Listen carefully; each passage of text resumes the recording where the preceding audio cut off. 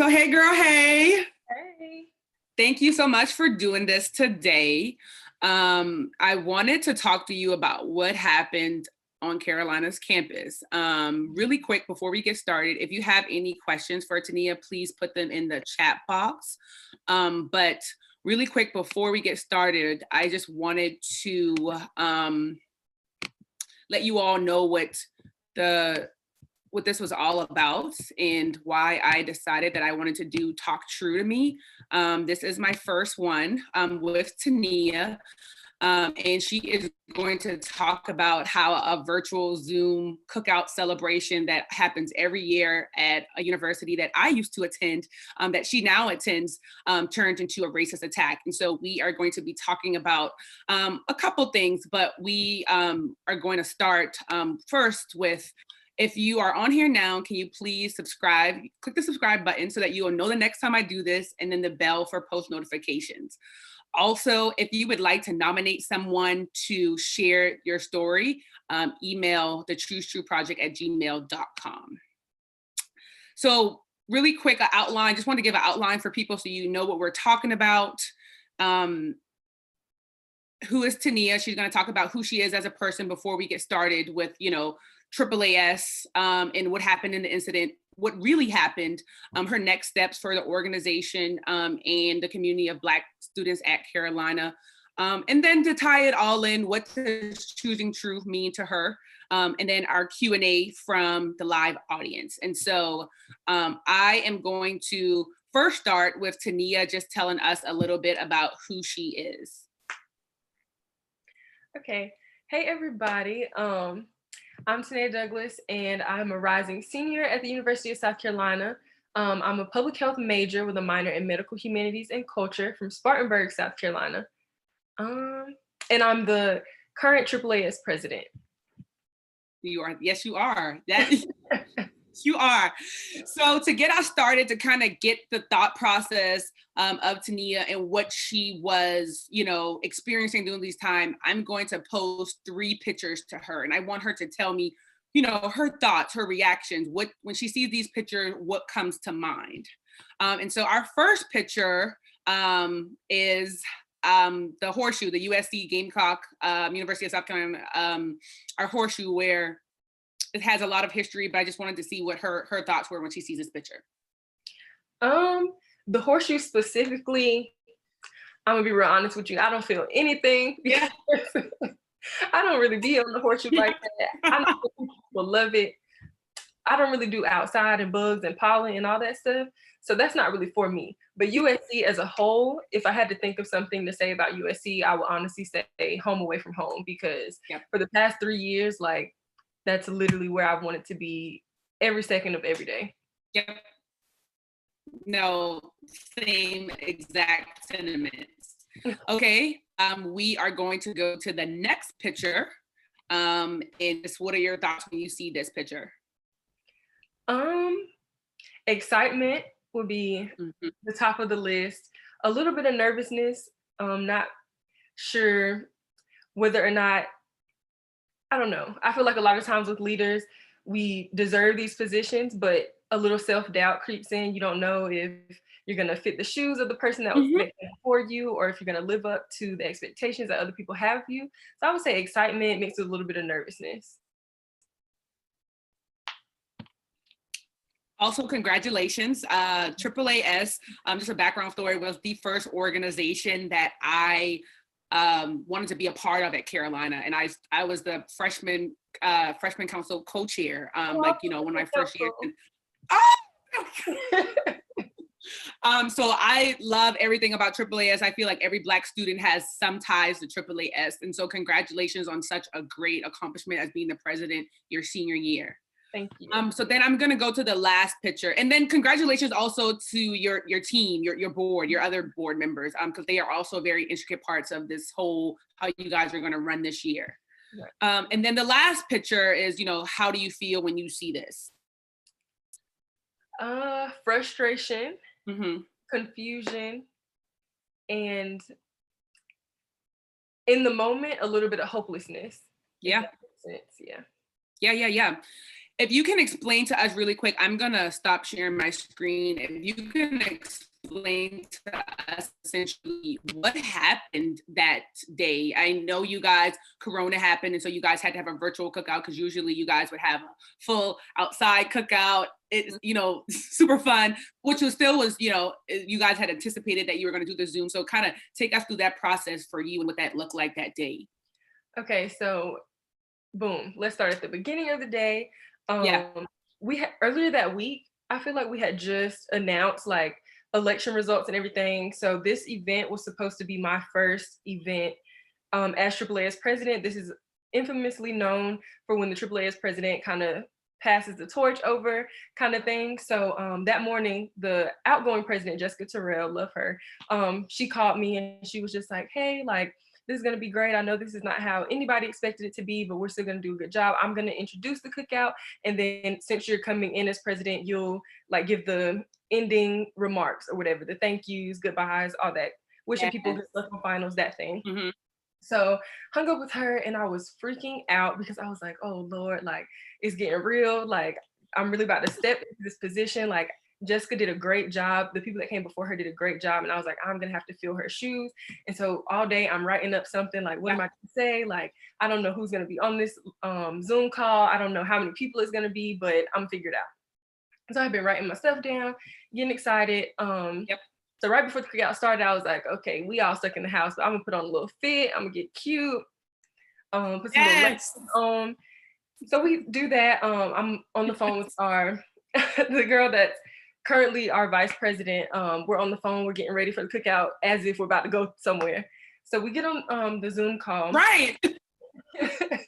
And everything's fine. We have DJ L Dog and he's great. He always DJs all our events, even when we're on Green Street. So we're so thankful that he was able to DJ the Zoom cookout as well. So we're on there, people are having a good time. As people were joining the call, we were asking them to mute their microphone so that we could all hear the same music, of course. Like we were using the chat feature and everything, so that's how we were communicating instead of it just being like a whole bunch of commotion. Yep. So of course, to advertise the cookout, we had posted the flyer on social media. It was on Instagram, it was on Twitter. Individual people were posting it. USC pages were posting it. And of course, like that's no big deal because our cookouts are always welcome. Everybody's welcome at all of our cookouts, all of our events. Even though it's for minority students, it's not exclusive to minority students. So we didn't think anything of that until around 6:50. So maybe not even an hour in to the cookout because it started at 6 o'clock. 6 o'clock, okay. Not even an hour in, we see like a group of people join at one time, that's fine. Like do whatever y'all gonna do. Like we said, it's open to everybody, that's cool. So nobody really paid it any attention until we started hearing like some noises. At first, we didn't know what those noises were. We just heard some noise. So people are putting in the chat like, hey dude, turn your microphone off. Like we can hear background noise, like turn your mic off. And then we wait a little minute and we start hearing racial slurs and we're like, okay, hold on. So we thought this was background noise, but this is on purpose. Like it's not a game anymore. This is not a joke. So and then we start seeing pictures of blackface, swastikas, like all this crazy stuff, and it's more than one person. So we let it go for a little minute, not on purpose, but me and Jessica are texting. We're texting our advisors trying to figure out like, what are we gonna do? Like this is insane. Like people are actually witnessing this. And so they were trying to kick the people off because OMSA was in charge of the Zoom. So they were the ones letting us use their account. So they had all the power. So we're texting them like, we got to shut this off, but we don't know what to do. So they were trying to remove people from the call, but they ultimately couldn't do that because somehow they had control some type of way, so they couldn't be removed. They were sending messages, the N-word multiple times, like in the chat, and it's just crazy. And one thing that I am thankful for though, nobody that was on that Zoom call that was supposed to be there said anything. There was no retaliation. It wasn't chaos. It wasn't like an argument, because I feel like that's what they wanted from us. They wanted to get a rise out of us, and nobody did that. Nobody even put their microphone on. The first thing people did was started recording, which is good. And everybody just looked utterly shocked because we're like, this is crazy. Like, this is insane. This is something we hear about that happened a long time ago, but it's right here, like in your face. And so we ended that call. So of course everybody's upset. And then our advisors are calling us and they're like, nope, this not about to stop the show. We're gonna start another one, and this time we're gonna have a password. So we got that up and going. Not as many people joined this time for obvious reasons. Yeah. And it was, you can tell the mood was a little different. Everybody wasn't really in the mood to be listening to music, but we still kept it going because that's what AAA said it was gonna do. So that's what we did. And so did you ever get, like, you know, since you guys said you passed the torch, did you feel like you missed that moment? I would say yes, because I didn't get to deliver that short little speech that I had written. That didn't happen because while all this stuff, after this stuff had happened, my phone was blowing up consistently. And I was like, wow, this is real. Like, people are looking to me for answers. And I was like, yep, I don't know. Like, I'm not sure. So that actually didn't get to happen because I had to be on so many calls with so many different people, trying to get in contact with the president, trying to get in contact with all these other people. So that didn't happen. Do you have it? Do you have the speech? I actually don't anymore. It was in my notes and I deleted it. I was gonna say, I would love if you just give us the speech. I'll listen to it. I feel like you deserve that moment. I don't have it. Okay, so really quick. So Toneia, you talked about what happened. And so I want to just say this definition of what Zoom bombing is. And so Zoom bombing is when an unauthorized person or stranger joins a Zoom meeting chat session and causes disorder by saying offensive things, and even photobombing meetings by sharing pornographic or hate images. And so that's essentially what happened to y'all. And to your point, AAAS has always been very inclusive. And so I understand the chat. I mean, the link was private. I mean, it was public. That makes so much sense to me that you all did that. But I hate that happened to you. I can't apologize to you, but I think we could talk about next steps.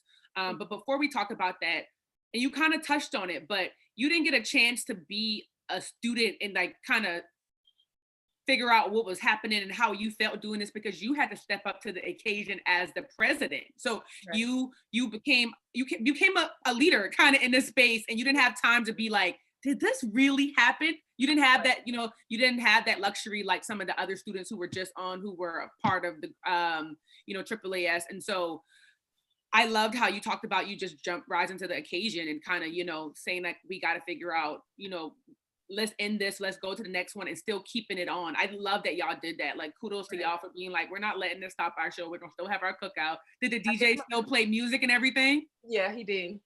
He did. See? He definitely did. I gave myself a little bit of time. Like, as soon as it happened, I went downstairs because I'm at home with my parents right now. And my mama probably thought I was a psychopath because I went downstairs and I'm telling my mom everything that happened. And then I started crying. And I was like, I don't even know why I'm crying. Like, I don't know. I don't understand. But at that point, I didn't have time to understand because I knew that I had a duty to fulfill. Like, whatever emotions I was feeling, they had to wait. So, and luckily my mom is very supportive. Like, and she basically told me that. She was like, well, you're the president. You're going to have to get it together. So, yes, mama. They don't need to be crying. Like, now is not the time to cry. And that's exactly what I needed to hear. Like, some people, that's probably harsh, but like, that's what I needed in that moment. Like, because I just had to get it together. So gave myself that little 2 to 5 minutes. And then I was like, okay, yes, sis, you're right. I should probably pull it together. And then from then on, like, we just had to go. Just had to go. Really quick before we jump into the next question, what did your interest come from in being a part of AAAS at USC, and then wanting to be the president? Because wanting to be a president of an organization, a prominent organization like AAAS on USC's campus is a big deal. And so, where did that come from, or where did you were like, oh yeah, I see this is where I'm going to be, and this is how I'm going to do this? Okay. Honestly, when I first got to USC, no one could have told me that I would be where I am now and that I would be the president of AAAS. Like, I would be like, girl, you're crazy. Like, no way in this world. So my first encounter with AAAS, honestly, is when I was sold. So I feel like you move in and then you have maybe like 2 or 3 days before classes start. Yeah. And so that Friday after move-in day is when we had the AAAS cookout my freshman year. Yes. And that's the first event. Me and my new group of friends, I had met these people for maybe 8 hours. Yep. Like, yep, we besties. Let's go to the cookout. We're cute. Like, it was, and honestly, I had the time of my life. Like, going into college, I always knew that I wanted to go to college, of course, but I was never the type of person that had like, oh, this is my dream school, this is where I'm going. I'm more of a like, I need my options open, and whatever's the best option, that's what I'm gonna do. So I picked USC for that reason. I just felt like it was right. But going to the AAA's cookout, that solidified it for me. That confirmed it. I was like, I'm exactly where I need to be. Like, this is where I can grow. This is where I fit in. So after that, I feel like AAA's freshman council applications opened like that week after that, and I was like, boom, this me. This is where I need to be. So I had applied to be on AAA's freshman council. Best experience ever. So I did that, and then after that was over, I mean, everybody on my freshman council group decided to move on to apply for an exec position for the next year. I know some people may be like, oh no, like that was fun, but I'm done with AAAS now. But I knew like this is where I need to be. Yeah. So I was secretary for 2 years, and then at the end, people had kind of been putting it in my ear, like, oh, like you'd be a great president. You need to do this, you need to do this, and I was just like, I don't know, like that's a lot. Like, and like I said, like Jessica Terrell, shout out to her, she's great. Like she was the president for 2 years straight. So I was like, that's a lot. Like everybody knows Jessica, she's great, she's a great president. Like I don't know if I can do that. And everybody was just like, no, girl, like you just need to do it. And so it just so happens that I had told myself at the beginning of my junior year, whatever opportunities arise, say yes. Just see where it goes. Just see what happens. So I was like, okay, I'm gonna run, like, because I wasn't running unopposed. So I was like, if it happens, great. If it doesn't, I'll be okay. Yeah. So, I ran and I won, and now I'm here. But honestly, like I said, going into freshman year, like I never would have thought that this is where I would be. No, same. Or I think when I first came to Carolina, I didn't realize how many Black people there actually was going to be, and how everyone somehow knows or is in connection with each other, if that makes sense. Mm-hmm. I thought like, oh yeah, I would see like a sprinkle of Black people, but not a lot. And then when I came there, I was like, wait. Yes. A lot of us. I have a video in my phone, and I think it's so funny because now I'm like, almost alumni Black USC, and I'm just like, oh, this is so kitty. But like my first AAA's cookout, I took a video on Snapchat, and I was like, the caption is "What PWI," and I was like, wow, that's so lame. But I was there. Like I was like, this is all I can ask for.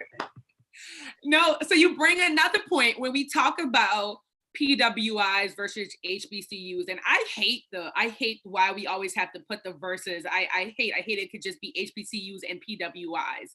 Right. But I went to HBCU my freshman year. I went to Hampton my freshman year, and then I transferred in. And so the experience at an HBCU is like no other. Like that community, that sense of Black community, it's just a different feel, and everybody got your back. You have your, I don't know, everything, it just seems so connected. So like, yes, we got this. And then you come to USC and you feel that, but also you have to deal with racist attacks like this. Mm-hmm. Or when we were in school, our Greek life tried to kick off Omega Psi Phi. Like they tried to kick them off of the yard. Or even, I think they had a noose on the tree of knowledge. So, we have to go through these attacks, and we have to figure out as students, as a community of Black students, what do we do? And HBCUs, I hate to say this, they don't have to do that. I mean, I'm sure they have other forms of sexism, racism, but then these type of blatant attacks, I mean, that to me is what there's a distinction between, the two of HBCU and a PWI, and how we rise to the occasion. So we're put in these situations now. And I think, this happened to you, which I hate that it happened to you and the students, but you know how to, you hate to say you know how to deal with it, but you know what this looks like, what this feels like. And so moving forward, you one, you want to know how it feels, and two, you have to figure out what are you guys going to do on campus, because people are looking at y'all now like, y'all, to be honest, y'all let these white kids come into y'all Zoom party. And so what are y'all going to do? How are y'all going to effect change? And now the pressure is on Oh, wait, internet connection is unstable. Let me wait. So now, now it's on y'all. So I guess what thoughts do you have about that? Do you have any thoughts about the whole, us having to deal with this at a PWI versus, a HBCU? Yeah, so I know we had kind of talked about it a little bit earlier, but basically, like you said, like we hate that this happened and it was an event that I wish didn't happen. But like you said, I feel like all of us are more equipped with skills that I wouldn't have if I had chosen to go to an HBCU. Funny story, Yes. lucky I was supposed to go to Spelman, but they Oh, didn't have air conditioning in their freshman dorms, and I was like, it's enough for me. But so, and I remember like before the cookout situation happened, of course, I feel like every 2 months on Twitter, there's a HBCU versus PWI argument. And Black USC always comes so hard. Like everybody hates the discussion. I don't know. I don't understand why it keeps being brought up in the first place. But Black USC will ride for USC. me I don't care neither. what anybody says. Like we go so Yes, hard for our university. we Um, do. and I feel like sometimes it makes you question it because stuff like this will happen, and you're like, well, dang, like why am I defending a university where I have to put up with stuff like this? Like, why am I going so hard and working so hard and advocating for a school that doesn't value me? So I feel like it poses questions, it makes you think and self-reflect. But at the same time, like you said, I feel like everything happens for a reason. So I know that we were put in this position. The people that were on that call, we were there because we were supposed to be there.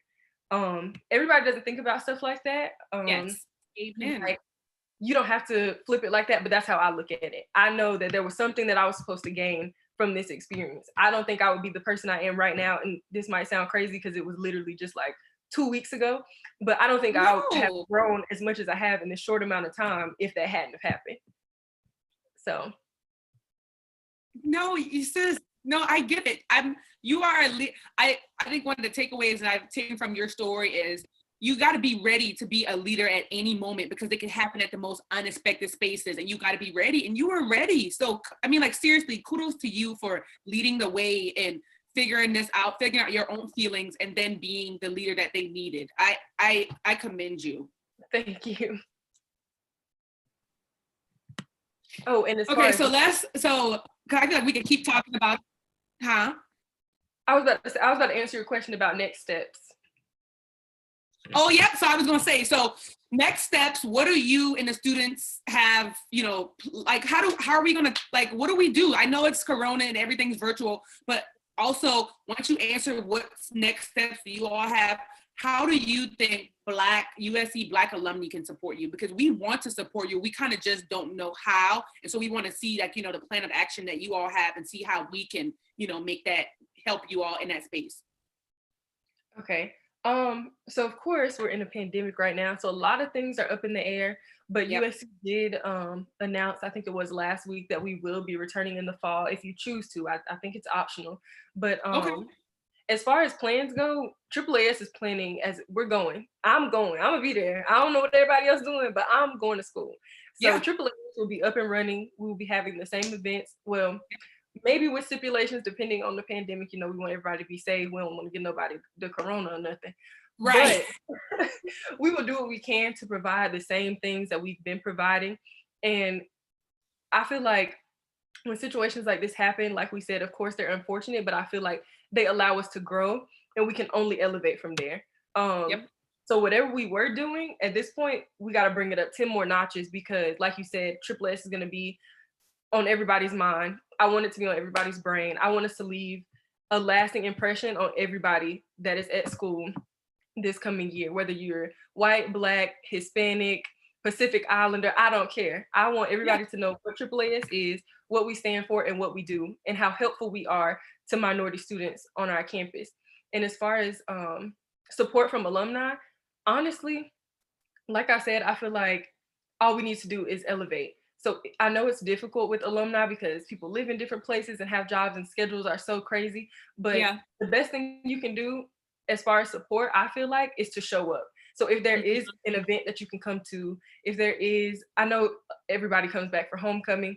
So maybe we can get together with Black Alumni Council and maybe host something with AAAS and Black Alumni Council, something so that the students in undergrad can still feel like they're connected to alumni in some way. I know, of course, people know Black alumni, they might be friends with them, but there are students that come that don't know anybody from Right. USC, especially Black alumni. So if you guys would show up, connect with students, if there are opportunities that you could give, just like you're giving me this opportunity, which I'm very thankful for, I would say give that. So honestly, if you're available, show up, come to events. I know 2 years ago, my sophomore year, AAAS had its 50th anniversary. So super big deal. And we were like, Yep. oh, we're so excited. Like alumni are gonna show up. This is gonna be great. The first hour is gonna be networking. So people are gonna be talking to people in their major and asking questions about their field and this, that, and the third. And we get there and not that many alumni were there. We were so shook because it was like, this is something that alumni should be ready to come to. Like this is something AAAS has been so great for so many people. We were like, alumni would love this. Like, this is going to be amazing. And then not that many people showed up. And like I said, of course, it's difficult because scheduling and people move out of town and all that stuff. So that is very understandable. But if you're available, show up. Show up. Make not only other people know that AAAS is important, but showing undergrads as well. Like, this is the organization that's helped me do so many things in life. Like, so I'm going to come back and support. I feel like that sends a message to everybody. No, I agree. I definitely agree. In terms of like where the investigation for the Zoom, I don't know if you can even talk about that, but I saw that the president put out, he put out a statement as well as the actual student government, which was amazing. But do you know where that is? Like, are you guys gonna try to advocate for, maybe diversity, like where, in terms of what happened with the whole Zoom bombing, where are you guys going to go forward in terms of pushing this agenda to the university? Like, y'all have to do something about this. Like, what have you guys, you guys haven't thought through that yet? Because it's still pretty new. Oh, no. I didn't care how new it was. We was going to get an answer and we were going to get a response. So honestly, President Caslin, I know this is he's in his first year, and Black students really did not have that many expectations of him, and him being chosen in general. But I can say that he's been very adamant during this whole situation that this is not okay, this is not acceptable, and he's been great as far as responding goes. So we've been in contact multiple times. He's made it clear to me that this is very serious to him, and that once we do figure out who this is and if they're affiliated with the university, that they will no longer be affiliated with the university. So I don't know. I'm trying to think about what I can say. I don't know exactly where they are in the investigation process at this second, but I do know that the last time our advisors had talked to me, they had everybody's IP addresses, their name, their emails, and their phone numbers. So, of course, like, they're not going to tell us their names, first and last names, of course not. But for multiple reasons. But I do know that if they are a university student, they will have to go through conduct and everything. And one of our advisors actually sits on that board, so she would be there to advocate for us and our experience. And if they're not a university student, our advisors were looking into being able to press charges because this was a blatant attack. So the police department has all their information and everything like that. So I'm very happy with how USC has handled the situation. I know a lot of times, like, stuff happens and we feel like, oh, y'all just kind of slipped under the rug, like this didn't really happen. But I'm gonna make sure that doesn't happen. Yeah. And I would also say, I think me and you had talked about it maybe initially, but I always thought about it. Why is there not a diversity and an inclusion class that you have to take as freshmen? Like, why don't we have that? I thought about that when you said that. So I was like, we have to do the sexual prevention. We have, our U101. Why is that not mandatory for every freshman and for them to know how important it is? And so if they do something like this, they are going to get expelled immediately. Maybe that should be something that should be put into that freshmen should have to do, mandatory. And that's definitely something I'm going to advocate for the entire year, because like you said, like, why not? And that's my thing. It's not going to hurt. Like, not to say that racism is just like a black and white thing, but I feel like even Black people can be educated on other minorities. Like, we have a large population of Asians at our school that get zero representation. Like, I know as a Black community, like, we're underrepresented, but think about them, like, no representation at all, like, no advocates as much as to the level that we have. Yes. You have to think about that. And while stuff can get better and it can grow, obviously, we have to be grateful for the strides that we have made to this point. So, Yes. definitely going to advocate for that for Yep. all cultures, all races. I feel like everybody should be included, but there are people that need it because obviously their mamas ain't doing a good job. Listen, Daddies, grandmas, somebody ain't doing something right. and I think the climate of having a president in office is making them feel real, like they can do whatever they want, and so real bold. We got to just figure it out. So blessings to you and the exec board and all the students that are just advocating for you all. So not just Black students. I know there's a lot of other people who want to see you all do well and want to see this, whatever happened, they want to see justice. So praying that that all still happens. To really quick before we end. So the whole Talk True to You, I started the Choose True project back in 2017. And I think like choosing true, which stands for being transparent, resilient, uplifting, and evolving. Oh, sometimes I think I forget it. But on your journey that you are now, like, how do you feel, like, what does true mean to you on, this, you being a leader, you being the president, and like, your steps moving forward, your journey moving forward? I would just say it means growth. It's needed for growth. All of the things that you've named, transparency, resilience, being uplifting and evolving all the time, that means growth to me. If you're not transparent, you don't know yourself. In my opinion, I feel like self-reflection is key. How am I going to lead somebody else if I don't know how to lead myself? So, and resilience, obviously bouncing back. We gotta keep pushing regardless. So I just feel like not only growing as a person, but growing as a leader. Those are keys to everything that we have to do. Yes. No, yes, I love it. I definitely feel like, oh wait, it says internet connection is unstable. Let me go back. I definitely feel like you are choosing true in this journey, and I hope you continue to choose true, because you are a leader now, sis. Like, if you didn't know that before, you are definitely a leader now. So thank you for sharing your story. Let me look to see if we have any questions. So it doesn't look like we have any questions, but thank you guys for staying here with me. The link wasn't working, I had to restart it, so appreciate you all for staying on.